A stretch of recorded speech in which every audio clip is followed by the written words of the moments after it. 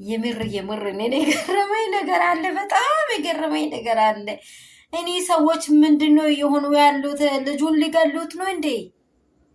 ልጁን ሊገሉት ነው እንዴ? እኔ ዳና ነኝ። እኔ ምንም አልሆንኩም። እኔ ሰላም ነኝ። ከኤፍሬም ጋር ከሩታ ጋር የፈለግኩበትን ቦታ ወጥቼ ነው የመጣሁት። ዳና ነኝ።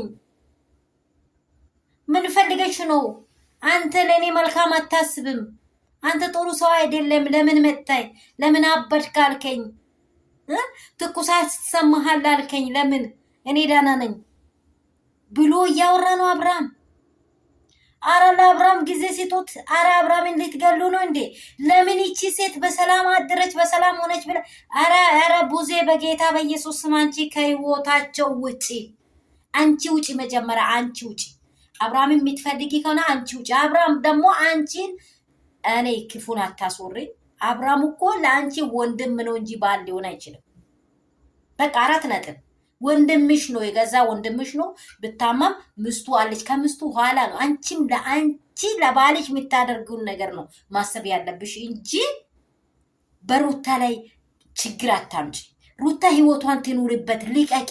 ከትዳሩ ውጪ፣ ከመንገዱ ውጪ። በቃ አረ ቡዜ አይምሮሽን አሰሪ። አንቺ ትልቅ ሰው ነሽ፣ ታላቅ እህት ነሽ።